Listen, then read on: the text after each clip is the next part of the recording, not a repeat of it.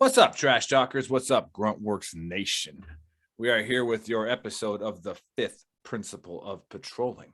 Now, those of you who do not understand what that is, it's because you are lesser of a soldier than the three people you see. All right. We are the ones that have went to the Army's premier leadership school, which used to be a combat school, which still is kind of both. All right. But we have graduated from there. Some people went straight through, like me. I also went straight through, Nicholas. Thank you very much. But we can ask our guest Phil if he made it straight through. I did go straight through, but I had the winter break, so a lot of people don't say that counts. So right, yeah. So you got to get I fat. remember when I got a vacation from Ranger School. Wait, exactly. No, I did not. All right, so we have a lot of big news to talk about.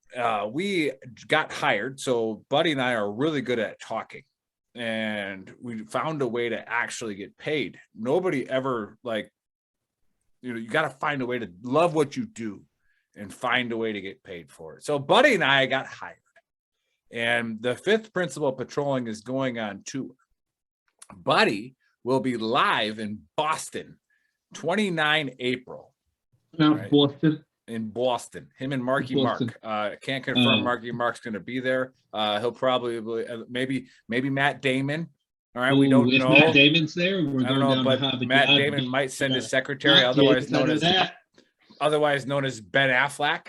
All right, he might send his secretary because he's a Boston guy too. But no, he'll be there. We're launching the Warrior Ride with the Ultimate Sacrifice Foundation. And we have a gentleman that is going to ride 3,700 miles on a pedal bike. Can you imagine on a pedal bike riding 3,700 miles? Well, at first we made the logo with a motorcycle because that's what we thought was reason. It made common sense that he'd be on a motorcycle, but no. Pedal this bike. This guy's going on a pedal bike. Hey, do you know that a pedal bike, like a bicycle, will never beat a unicycle in a race? You know why? Because the bicycle's too tired, right? It's too tired. Boom. I know exactly what you did there, and I like it. Right? So, yeah. He's riding for one of his buddies, fallen comrades from the Afghanistan debacle, where we had 13 of our brothers and sisters wounded and killed, and more than that. I think it was like 40 something wounded. And he's riding for a Mr. Maddox, and he's starting in Boston. He's going to stop in Bloomington. That's when Buddy and I will be together going live from Bloomington, Illinois. And then it's stopping in Golden City, Colorado. We'll be there as well. And then in Coronado, California, we will also be there to document it, get it live, and help raise donations and awareness for it. Again, veterans are the only ones that are going to help veterans as efficiently as we can.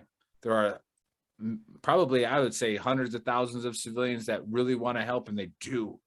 But if we actually want to make a change, if we actually want to help, all right, we don't need to look out. We don't need to look up. All right, we got to look in. And these guys have started to look in, and they're going to do something, and we're going to help promote it. And they're gonna pay us for it, so that's cool. But no, we will use all of our platforms and all of our muscle to make this as easy and as achievable that they want it to. So the Ultimate Sacrifice Foundation, go check them out. The events are all over our page and all that kind of stuff. But we will be live for the first time. The fifth principle patrolling will be live on 29 April. I will be remote because I'm officially retiring in about, what's the date? 13 days, baby. All right, officially out. And then I have my party the next couple days later, and Buddy will be live, and we'll catch up. Now, there's usually we don't have that long of an intro to the fifth principle because nobody cared about us until now. But now people care about us, so we had to give them a little bit of a plug. No, but we do appreciate all the downloads and all that kind of stuff because this is the most downloaded podcast and the most watched one on YouTube, minus the signature Trash Talk Hour. So we appreciate all you guys listening, and we're still looking for those guys and girls to come on and argue with us. Right? We really want that. We want people who think what we're saying is wrong to come on and debate us. And as Buddy There's always, a problem with that, Nick. Yeah, we're never wrong. I mean, gauntlet room. Yeah, I mean, as a Ranger instructor, yes, I can agree with that. We're never wrong. And even when we are, you were wrong. All right. It's just, it is what it is. Differently right. Hey, Sergeant, we didn't commit fratricide. Yeah, you did. Okay. Yeah, you did. Even if with my nods, I was looking the wrong way. I don't care. You're no go. Still did. Try again. Still did. Okay. Like just figure it the fuck out. But yeah, so you see this guy on the screen, his name's Phil. All right. And I don't know if you can really trust anybody named Phil. And I'm going with that with the Phil Mickelson trying to backstab the PGA Tour and start his own Saudi Arabia golf league. But so yeah, you're pretty much Phil Mickelson to me because of your name.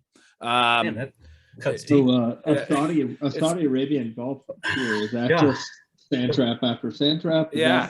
It's logic, buddy. So I just used his name and Phil equals Phil. That's math, and so he's pretty much Phil Mickelson. Cool. But no, Phil is a good buddy of mine. We worked together years ago and we ran into each other. And he texted me today and said, "Hey, I have a podcast I got to go on. It's the NCO Journal." Now, hey, NCO Journal, pay attention. We're better than you, and we know it.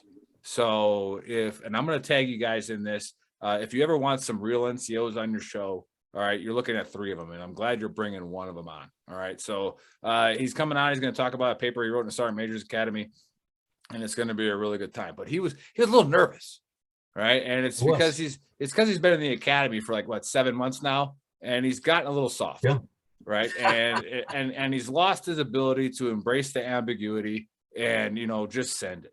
But no, he's going to do it. Just messing with him a little bit. But Phil, welcome to the 5th Principle. You can aid in our conversation. Thanks for having me, Nick. Thanks, buddy. Appreciate it. Yeah, we don't ever really know where it's going to go. We just kind of start talking. Know where it's going to start, though. Well, we know where it's going to start. But should I let you introduce the topic, or do you want me to? You know what? I think you already did introduce the topic a little bit when you were talking about the Ultimate Sacrifice Foundation and the Warrior Ride.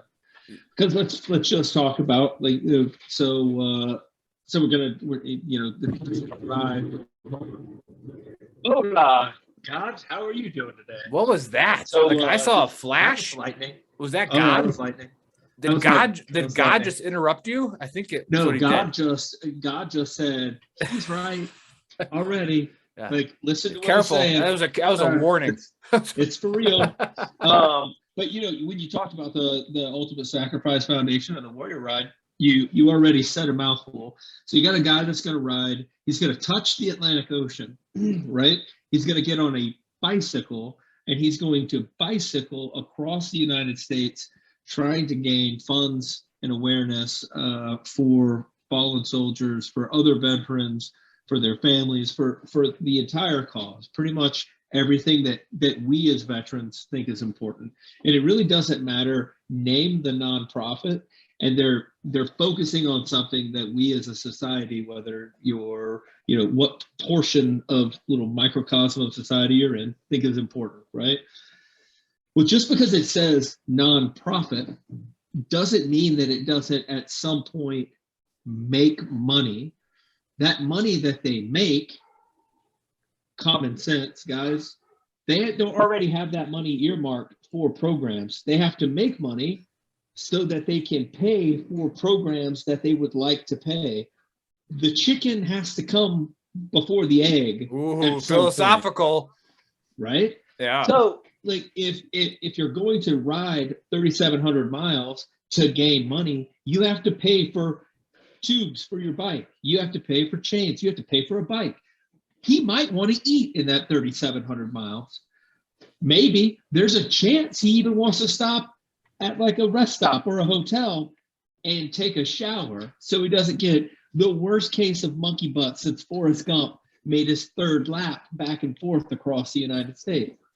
The issue that it blows my mind, and I think we can all pretty much get on the same sheet of music with this, is that people look at nonprofits or organizations, even for-profit organizations that are making money for a cause, and they go, well, why are you making money off of it? I thought you were giving your money to people. Like, how is the person who thought up the nonprofit making a wage? Well, because that person still has to feed his family and he's giving his time and energy to trying to help a cause.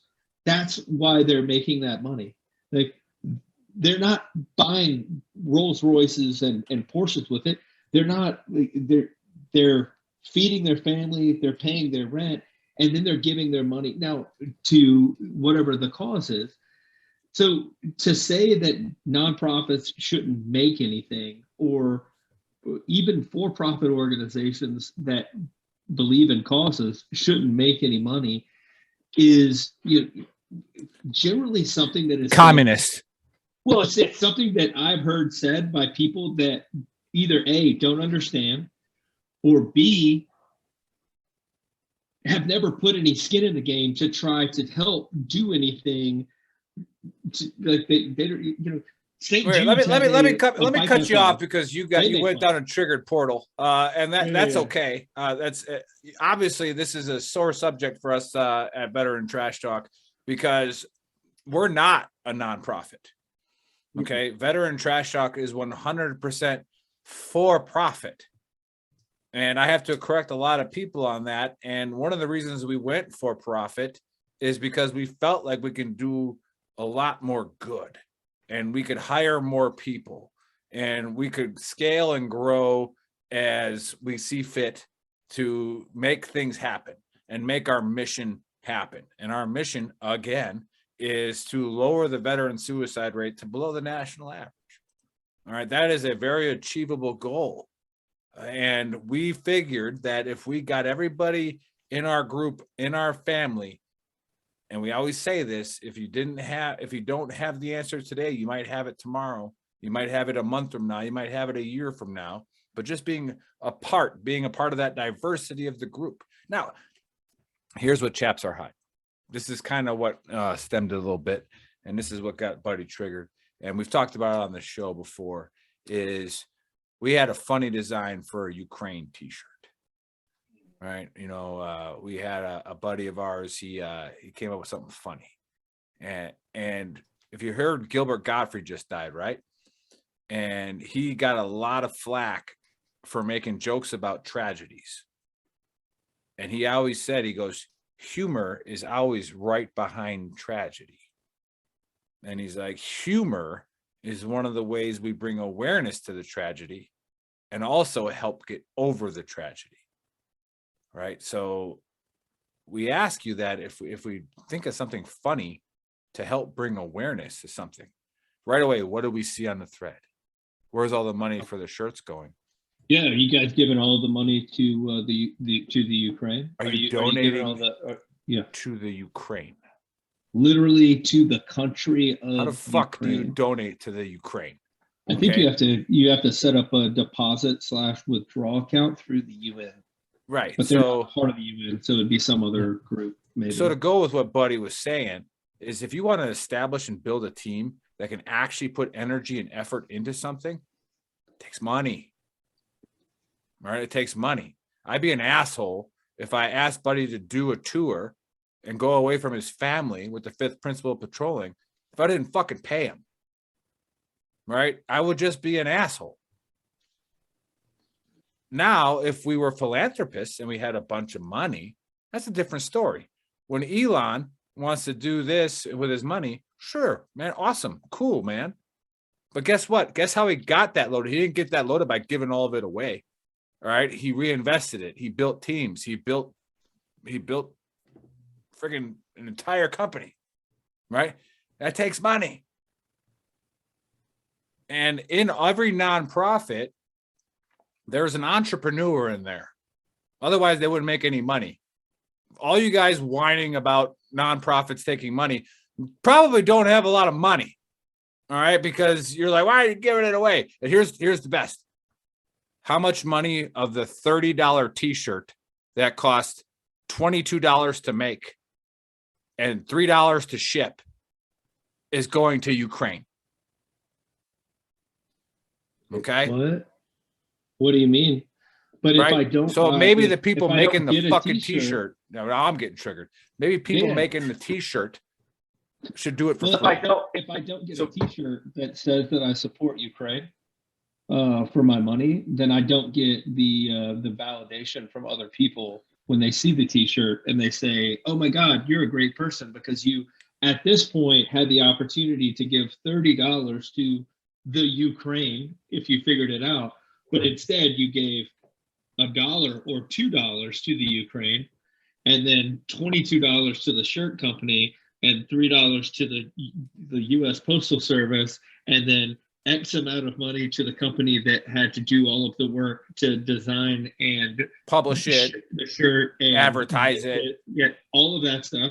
And so now you feel great because you gave $3 to somebody, but really you just bought a t-shirt. Right.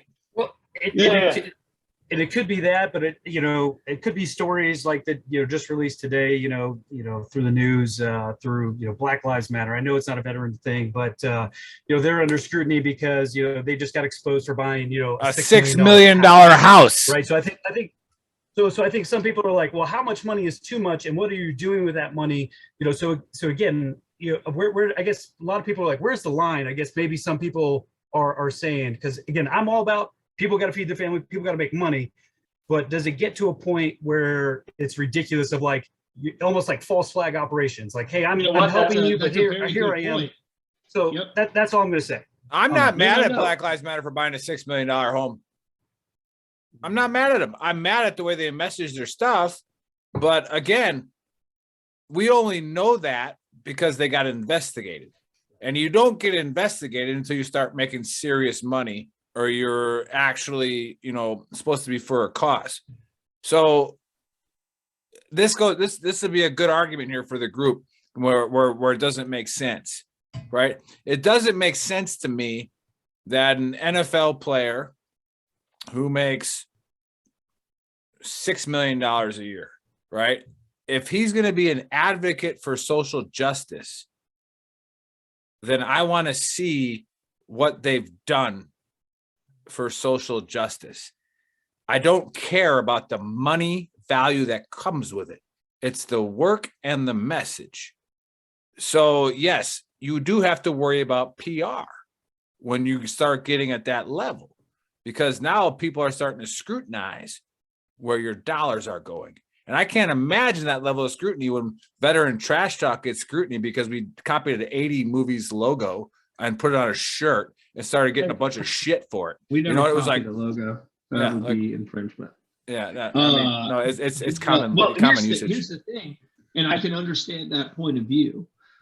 But what I can't understand is after you have been educated, like you should look into where your money is going, whether it's going to taxes, whether it's going to, Medicare, how are they spending it? If you're donating to a company, you should definitely look into that company and see how much of your dollar is going to the cause that you would like it to go to and why. And then you should find the company that gives the most amount to that cause and how they're using it. 100%. But to get that information and then naysay that nonprofit because you don't think that enough of the money, then don't give to them. But literally, you have said enough by not giving them anything. You are making too much fucking sense right now. That you made. You are a go at this station. The problem is when they see like $22 goes to a shirt, this much money goes to the Postal Service, this much money goes to the advertising and all the stuff that goes into it, this much money goes to an organization that is helping the Ukraine. P.S. The other problem that I had specifically with ours and the Ukraine thing. First of all, and we're not a nonprofit too. By the way, we're not a nonprofit. Yeah, we're not a nonprofit. B, the mission of our organization has always been to reduce soldier suicide. I don't know if you've watched the news lately, but surrounding the Ukraine and every NATO nation that's there are a bunch of little fellas wearing funky camouflage uniforms that have a big old U.S. patch on there. And those guys at some point may or may not go into the Ukraine. We don't even know yet. They may or may not fight in the countries that they're in, but at any point they are going to come home. And when they come home, they're going to have the same issues that the GWAT soldiers have. They're going to have the same issues that the Vietnam soldiers have. They're going to have the same issues that the Korea, the World War II, and the World War I soldiers have. And when those soldiers come home, I don't to be perfectly honest, I don't fucking care about Russia or the Ukraine as much as I care about American soldiers, and that's what I'm here for. So if you give money to this organization who specifically says they give that their cause is veteran suicide reduction and the advertisement of veteran-owned companies, veteran-owned foundations, and veterans that are just doing good things for the veteran community, then don't get pissed off when they make a shirt that says we like chocolate chips, but they don't give to the fucking chocolate chip industry. You know what I mean? Like they never said they did. Why are you all butthurt? Like, learn how to read, learn where your money's going to, and if you don't like it, you have said enough by not giving money to them. If you don't like that St. Jude's is curing or doing research to cure X and Y type of cancer, and you think they should be curing B and C type of cancer, well then, hey, genius, find somebody that gives to B and C and give your money to them.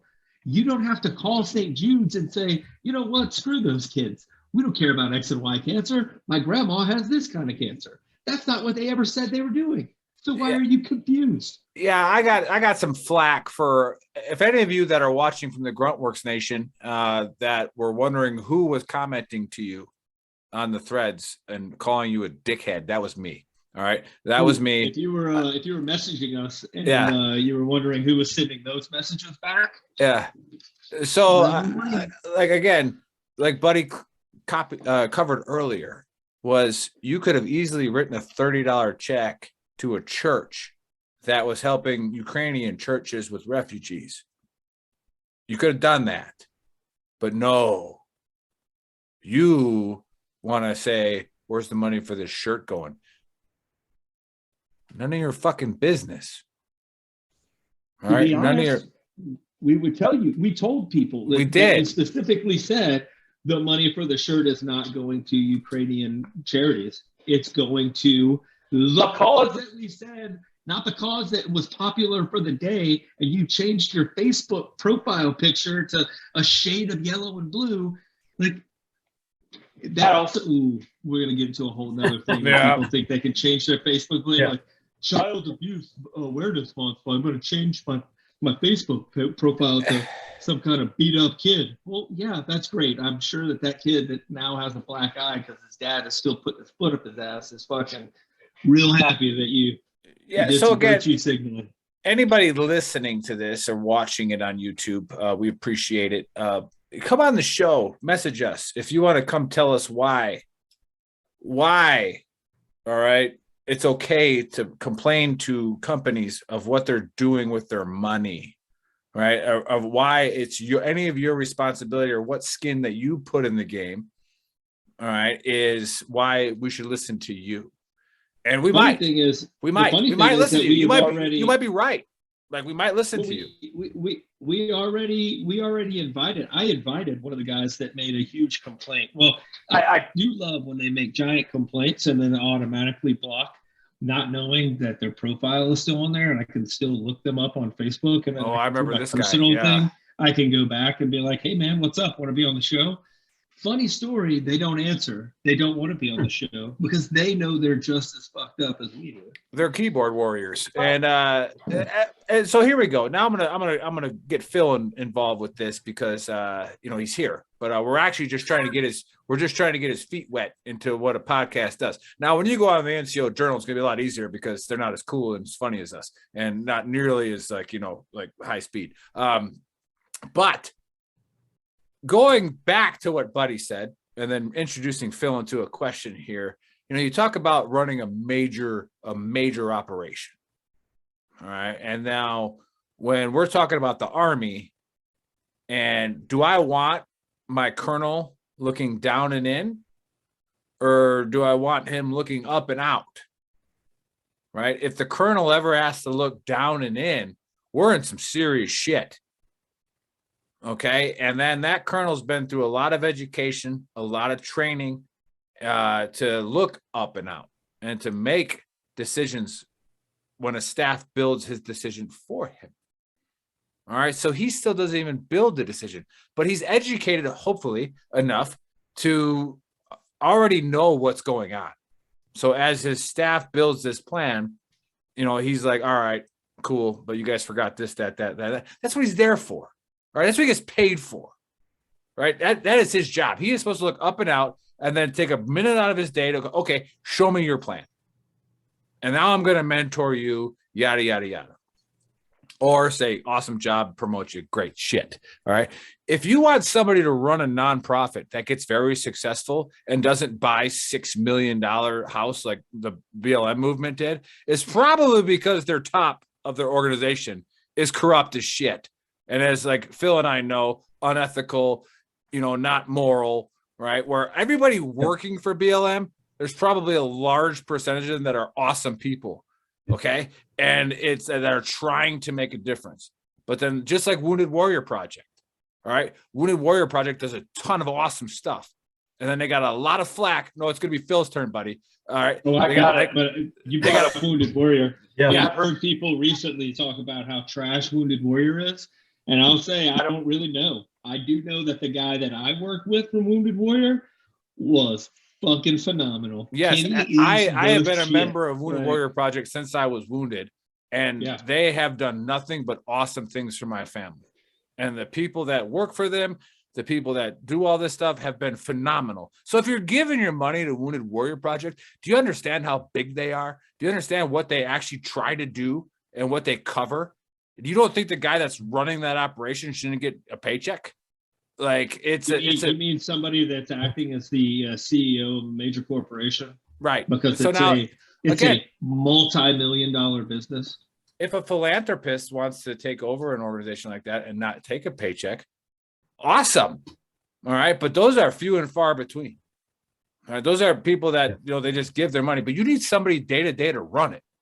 All right, and that takes time. That takes time away from your kids, your family, right? Other things you wanted to do. Why the fuck would we pay them?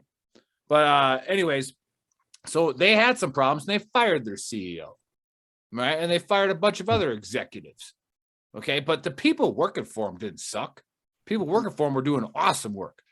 So Phil, in your experience, being a leader in the Army, a great one, by the way, making Sergeant Major here pretty soon in a couple months. And now you're getting your feet wet in the podcast. All right, what is your take on where should you draw the line on what you pay somebody to run an organization, not act in it, but run it to make sure that you're the guy looking up and out and want this company, this nonprofit to be successful? And go. Ooh. Well, I'm going to go back to the best RI answer you can give is it's METC dependent, right? So, because again, like you can't just be like, hey, I want $1 million, right? When a company's just starting out, right? So I think it has to be flexible. It just depends. Like right now, I just Google boxed Wounded Warrior Project CEO. He's making $280,000 a year, and that is set by the board of directors. So that's what it's saying right there. So did you Google box how large of an organization the Wounded Warrior organization is, for example? I didn't get, just so everybody knows, we don't have any affiliation with Wounded Warriors, period, other than Nick and I are members. That's it. I'm a member. I don't work with them. I don't make any money off of them. None of that is a thing. No. And I would just use it as comparison because we were talking about it. But if that company is as big as it is and it does all the great things that we've seen them do, right? And then they're paying that CEO $280,000, right? So again, that's not necessarily setting a precedence. I'm just saying that's an example. So I would have to say is depends on how successful your company is. How much can you afford to pay that person and still be effective? So, and you don't know that as a nonprofit until the donations start coming, right? And then maybe who knows if they backwards planned or not. And let's just say somebody goes, hey, we're going to need a really sweet graphic to draw attention, all right, to our organization. Guess who you got to pay now? Designer, a graphic designer. Yeah. Right. And if you want something that can really bring it home. Now, again, if you can find somebody to do it for free, well, good. But if you want the best. Yeah. But it goes back to like you're saying, right? Just because you have a friend that is a graphic designer, right? Does that mean that you shouldn't pay him for his services? Right. Exactly. Like I got a buddy that paints, right? And he did a really sweet drawing or painting, I should say. And, but it would be wrong of me to be like, hey bro, can I have that for free, or can I have a discount? Like, no, man, you're supporting what he's doing. And you should pay full price. You know what I'm saying? Like, so I don't know, It's kind of off the it's top kind of of sound So- like you're doing so- the fifth principle there, that you're kind of trying to make sense of something. I also just I just used the Google box real quick. Stop. And this is what I found out just because we're using the Wounded Warrior Foundation as a You should put this on as a an whiteboard. example. And as an example, right? Yep. And you just said the CEO makes $258,000 a year, which for a lot of people is a lot of money. Do you know how much money went directly to programs for Wounded Warriors reported in 2020? 2020, I don't know, 10 million. 198 Let's say almost 200 million. million dollars. Way $198 off. million. Wow. Imagine being the CEO of a company that has to delegate or distribute $198 million in a year. That works out to what? Almost $500,000. Well, a little over, around $750,000 per day that you're delegating to try to make the right decision for the And right to keep the amount of business money growing, go to and the to right keep person. and to keep donations coming in. P.S. You are also in charge of getting more donations from other people so that you can either grow or continue to do the same amount of work for people. And you have to control vetting people that you're helping so that your organization continues to have a good name. And he makes $258,000 a year. A company that deals with that much After money, taxes, it's like 165. right? But a company that deals with that amount of funds, like say you were an investment firm, or say you were, some type of just any company that dealt with $198 million in profits per year. That guy's making millions of dollars a year. Right. And why? Because you don't want him to fraud you. So you pay them so that it's not even a question. Yeah, this guy is working quite a few hours a day, probably closer to 12 hours a day, 6 to 7 days a week, in order to make sure that we, as wounded veterans or veterans, have programs that try to meet our needs. Are all of those programs going to hit the mark every time? No. Some of them are going to fall flat on their face. Some of them are going to get ripped off by people like this freaking fake Marine chick that's took $238,000. People are bitching about the fact that the CEO of Wounded Warrior makes fucking $268,000 a year. I haven't seen very many people other than the angry drill instructor or drill sergeant guy that is fucking over the moon pissed off because this person took almost the same amount he makes in a year. She stole, and she's never been anywhere but the VA. But we're mad at him because he deals with all of this pressure, all of these risks, all of this, and because he's making money.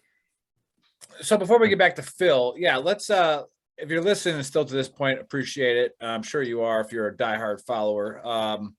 But if you're one of those people that, which again, you're not wrong. We're not saying you're wrong yet, but we just want you to come on and talk about it. If you can come on here and explain why that guy shouldn't get $268,000 a year, and then you have to back it up with who would you replace him with, right? And how much would they make? And how much would they make? All right, if you can give that to us, we would love to have you guys on. So, Phil, Sure. talk a little bit about your paper that you wrote, because you're a big nerd sergeant major now, like sweet Ranger tab. So talk a little about that paper you wrote that got published somehow, and now the NCO Journal wants to talk to you. Well, so this one isn't published yet. So Garbage. supposed to be in May. But yeah, so Like an I brought intern. an amateur on. I'm sorry, buddy. I yeah, thought it was published. well, the other three have been Well, published. you don't get paid. So you the don't other get three paid have been published. All 268,000. right. So, but no, it's on operational art and design.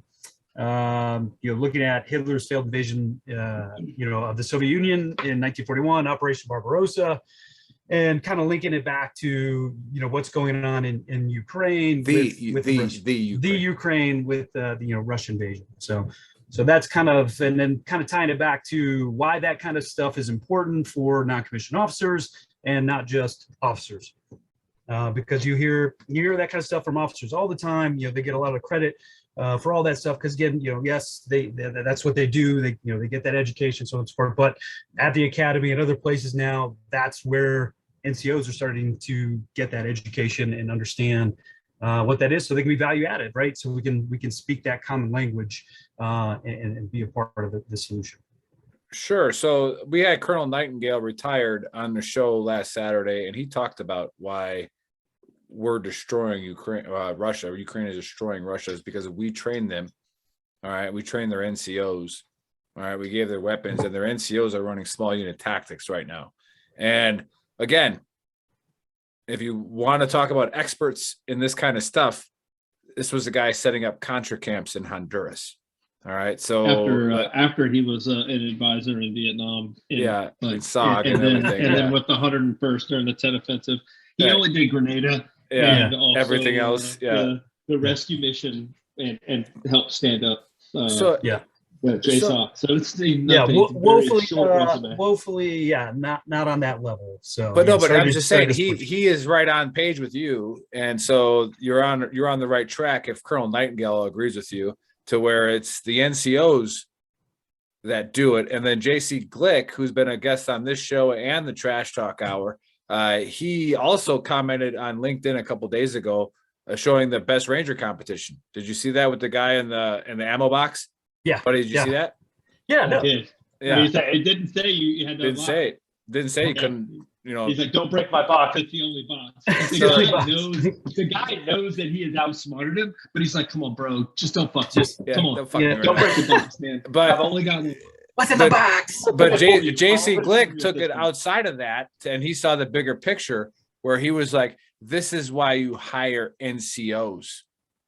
He's like, when they get out of the Army, not because they are disciplined and can show up on time, but as they will think outside the box. They are literally the ones that can act in a second. Buddy is the one that always explains this to people about field grade officers don't make decisions on the fly. All right. Hopefully they never have to. All right. If they have to, shit's wrong. Okay. Field grade officers have a staff. All right. It's the NCO's responsibility to make decisions on the fly. All right. It's not the young officer. It's not the captain. Captain sometimes, depending on how big the fight is. Right. But even the captain already has a plan. Right. And hopefully, like I said, we're all talking like guys who have been in really good units like we have. So we just assume the captain has a good plan. Like, so like, I think the captain and lieutenant always have a plan. Right. But when the plan goes awry, because the enemy has a say. Right. They look for experience. And so they look over their shoulder and the NCO goes, all right, guys, like this is what happened. This is how we're going to deal with it. Let's move on. Yeah, that's where they support each other in getting the job done, I think. So by the time Juan Ortiz, I'm calling you out because he's the director of NCO PDD at Nickelco. I'm calling you out to come on the show. And in about 12 days, I'll be good enough to talk to you about it because I'll be retired. But come on the show and let's chat about the direction of NCOES. And let's talk about how we're seeing why NCOs need to be tactical and technical experts. All right. Not necessarily writing an APA style, not necessarily. Now, again, we've covered this in the show before. So we're kind of getting off into another rabbit hole of what we've already talked about. So watch our show with JC Glick, retired Ranger commander, and Ted Speaker, and we talk about what are we really focusing, or why are we trying to make our NCOs field grades? Right? They're not supposed to be field grades. They're supposed to be non-commissioned officers. All right, they're the ones that are supposed to make decisions on the fly. And Buddy always says it. Now, Phil, up and coming Sergeant Major, answer this. What do you see yourself doing? Now, I want you to answer this in two ways. Answer this in two ways. When you become a command sergeant major in a couple of years, all right? Because you have that potential, you're fucking squared away, dude. If anybody doesn't want argues that, and that's HRC being douchebags. But so you make CSM. What do you see yourself doing on a daily basis, and what do you actually think you're going to be doing on a daily basis? And go. What I hope I'm doing is what we've always done as NCOs is, advising your officer counterpart the best way that you can, but really being at the troop level, being with the soldiers as much as you can. So, and I think as the battalion CSM, that's probably the last chance that you'll get to do that at the, tactical operational level. I don't think that I'll probably go past that level. Just because you're old. Timeline and aspiration, right? But it's also the last time that you're going to be around soldiers, on a regular basis, and hopefully not sucked into meetings all the time.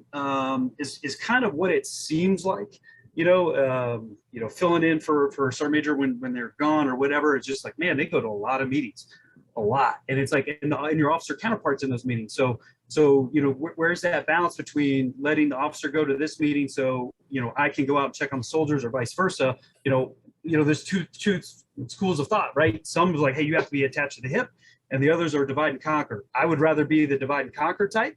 But again, what do you do when your officer counterpart's like, hey, I want you at this meeting? Well, not necessarily your officer counterpart, but the people above you. So what do you see the people above you actually making your day like? What do you like? Be honest, if you can. What do you see yourself doing as a command sergeant major? What do you actually like? We got what you want, and Buddy has 9 triggers in his body. You just hit 7 of them, right? So like biting a hole through my fucking mouth. But because Buddy and I have been talking this whole time, and we got to get back to you. Where do you And it's okay if it's a little depressing, but where do you see yourself in 2 years as a command sergeant major? What do you see yourself doing every day? Well, 2 years, I probably will not be, just the way that they get the new system. But yeah, if I am, like I said, that's what I want to do. I want to take care of soldiers. I want to make sure that they're training, they're doing the right thing as far as not worried about 350-1 like all the time. Like, hey, why aren't your slides You got a green? staff for that. But again, the CSM and the sergeant majors are getting sucked into that stuff, and I don't think that they should. And again, it's not that it's not important, right? Readiness is important, but what is more important to me, as an infantryman, is being good at your craft, being masters of our craft. So how can you be a master of your craft when you're not training, when you're doing other things other than that, right? I think God just answered that for too. Me, that's a frustrating part. So it's getting, because again, you'll see top level, officers talking about getting back to basics and fundamentals, and you'll see, company level and below talking about that's important. But somewhere in the middle, it just gets all kind of crazy just because of all the requirements that are coming down. So for me is, how do I mitigate all that stuff so my guys and gals can stay focused on what's really important, which is training, because that's how you win wars. Right? If you're good at your craft. As Ukraine is showing. So that's hopefully what I'm doing is, keeping all that stuff, or as much of that stuff, away from my formation as possible, so they can stay focused on what they really need to do and mastering their craft. So when and if they get called upon, they're ready to go.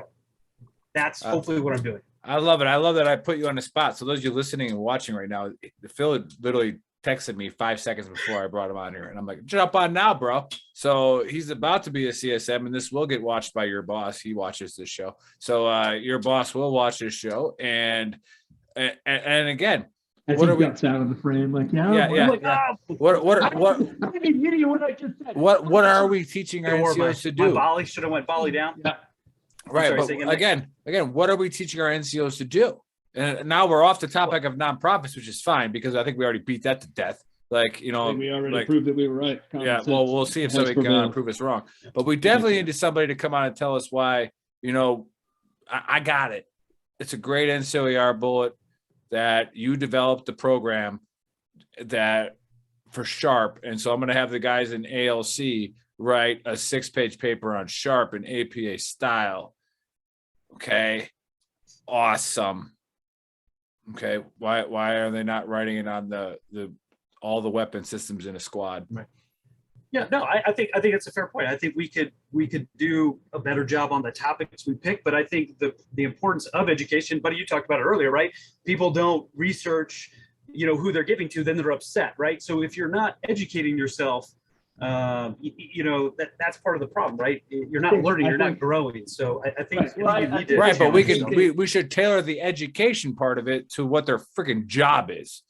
Right. So their job is to point to understand what a restricted, unrestricted report is and send them to the right place, not write a 6-page paper on it. Buddy, I know you're chomping. Let's go. Oh, I'm dying. I'm so fucking dying. I only interrupted you because I knew you were dying. So I agree. I agree with everything. Phil, I agree with everything you're saying. He's a ranger. And I also realistically see that there is it's very hard not to get sucked into that wormhole of checking your emails all the time and going to meetings with the boss because the boss says so.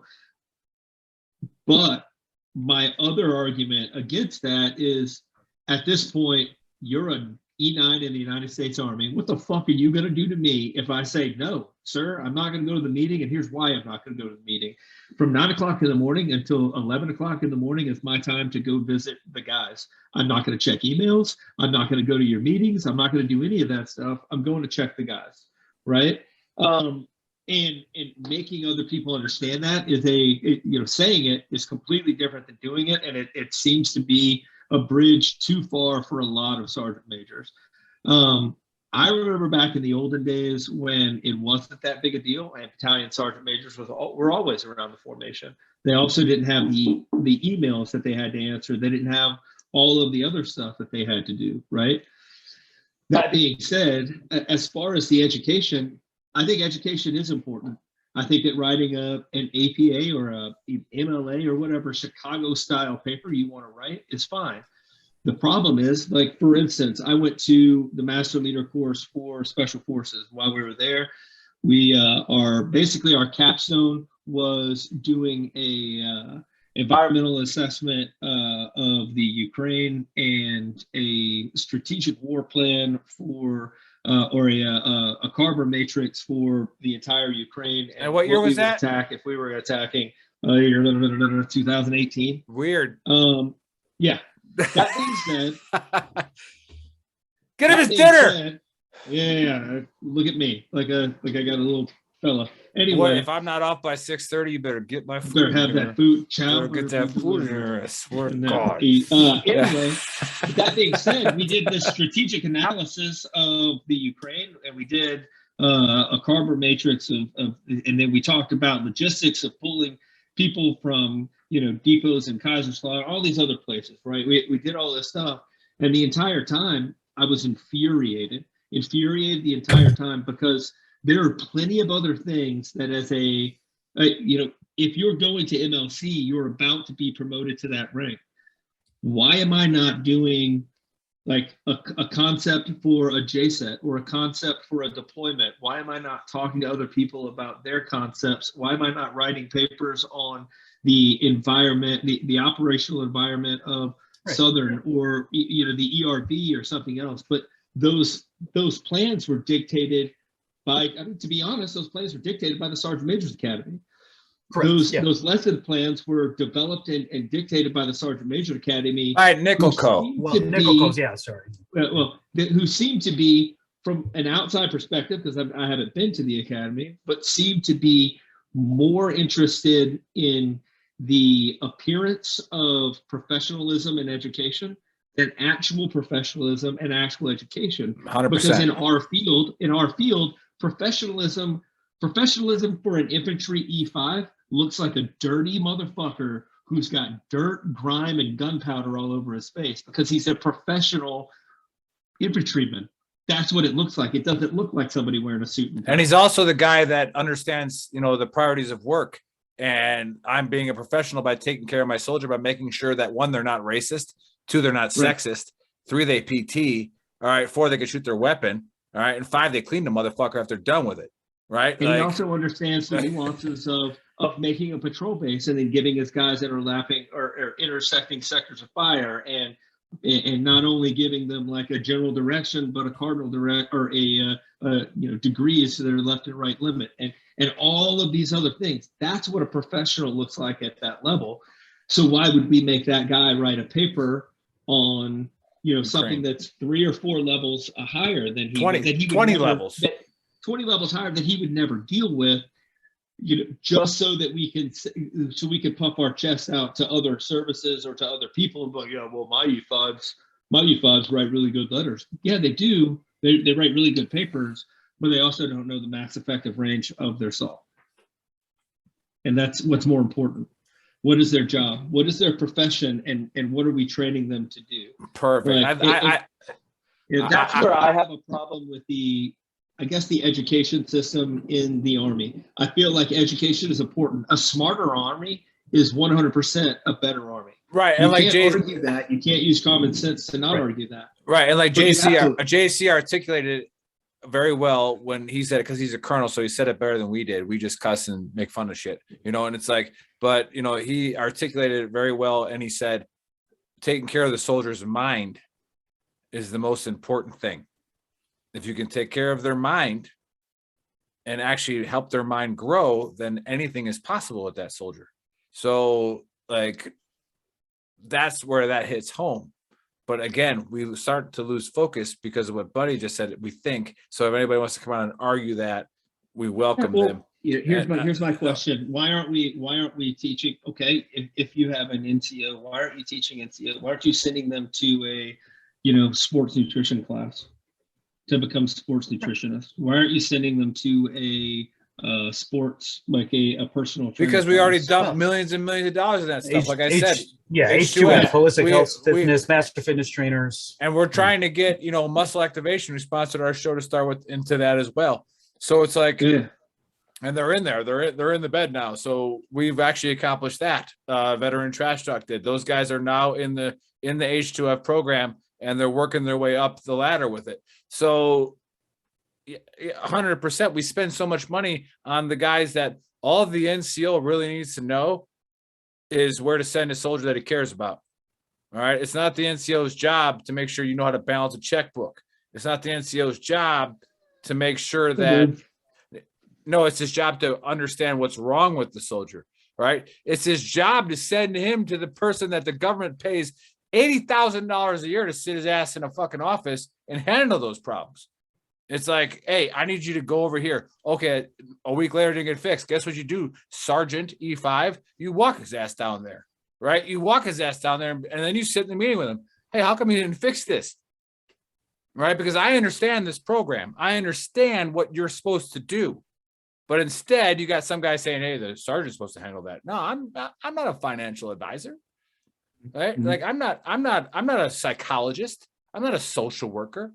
Like, I'm not the one that's supposed to fix your fucking marriage, right? I'm the one that's supposed to identify if there's a problem in your marriage. And then that problem in your marriage is causing your performance to decrease.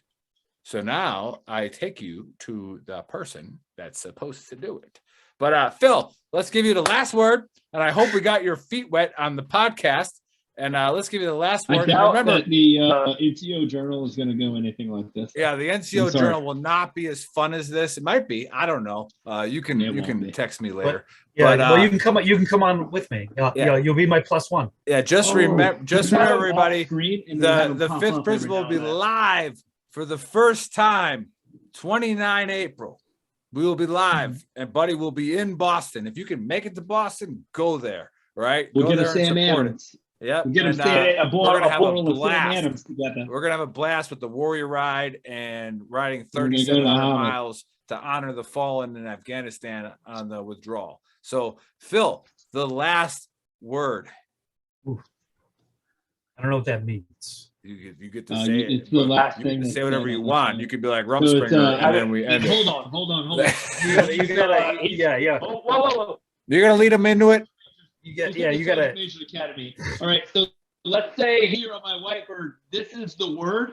and there's like 2 words before it. You have the last one. So like that'll be oh. so we See, can now do that a you're on the plank white, see, around. now that you're on the We're gonna whiteboard, I have- told you you needed a fucking whiteboard, buddy. See, now that you're on the whiteboard, I get it. It makes so much more sense. There we go. If I had a PowerPoint, we would be done. It We would already, already be done. I've already stopped recording if we had PowerPoint. Yeah. Yeah. No. I appreciate you all having me on. This was very informative, a lot of fun.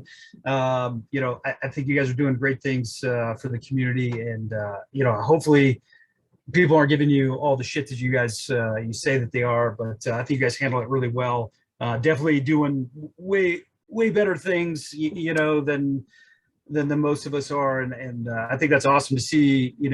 Non-commissioned officers getting out there, getting after it, and helping the community. So I think it's fantastic. Like I said, I still don't know what I want to do when I grow up. I'm living my childhood dream right now.